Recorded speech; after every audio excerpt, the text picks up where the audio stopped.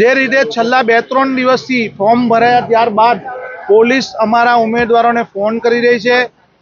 જે રીતે એસઓજીએ ફોર્મ ભરતી વખત આખો મોટો સ્ટાફ લઈને એસીપી ડીસીપી એસઓજીના તમામ લોકો સાદા ડ્રેસમાં આવી અને ચૂંટણી પંચની કોઈ પણ કોલ વગર તેઓ ત્યાં હાજર રહ્યા। ઉમેદવારોની સાથે જે રીતનું વર્તન કર્યું, હથિયાર, દંડા અને લોકોને ઉમેદવારોને ધમકાવવા માટેની તમામ પ્રયત્નો કર્યા ને હવે પછી કેન પ્રકારે તેઓ ફોન કરી રેકી કરી પ્રાઇવેટ વાહનોમાં ફરી રહ્યા છે।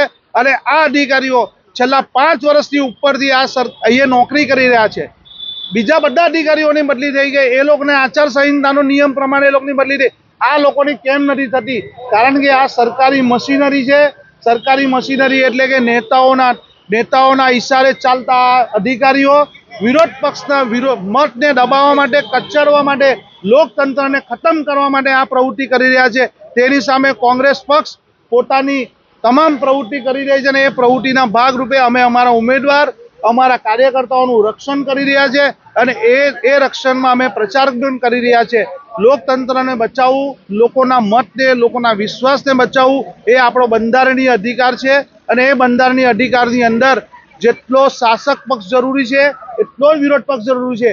પણ આ ભારતીય જનતા પાર્ટી વિરોધ પક્ષને ખતમ કરવા માંગે છે। એટલે હું કેવું એ જ, હું મારું ચાલે એટલું જ, અમે ખોટું કરીએ તો કોઈ વિરોધ કરવાવાળો હોવો નહીં જોઈએ, હું ખોટું કરું, ભ્રષ્ટાચારનું કોઈ પૂછવાવાળો નહીં હોવો જોઈએ।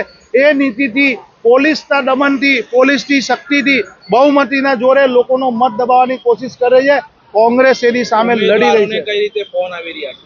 ઉમેદવારોને કેન પ્રકારે ખોટા નંબરોથી ફોન કરી રહ્યા છે।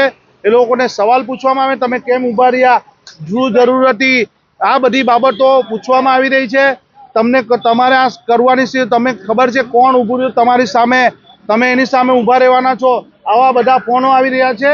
અને આ જે ધંધો જે હોમ મિનિસ્ટર અને સરકારના તત્વો જે વર્ષોથી જે એમની ઓફિસથી બહાર ચા પાણી ગ્લાસનું કામ કરતા છે એ લોકોને આજે કામે લગાવ્યા છે। કઈ જગ્યાએ હાલ ઉમેદવારો રાખ્યા છે? અમારા ઉમેદવાર તમામ વોર્ડમાં સુરક્ષિત અમારા કાર્યકર્તાઓના અંદરમાં છે। તેઓ પ્રચાર પણ કરી રહ્યા છે, ચા નાસ્તો મસ્ત રીતે ગ્રુપ મિટિંગો અને ફોન દ્વારા પ્રચાર કરી રહ્યા છે। એની અંદર કોઈ જાતનું કોઈ એવું નથી, પણ સુરક્ષા કરવી એ કોંગ્રેસ પાર્ટીની ફરજ છે।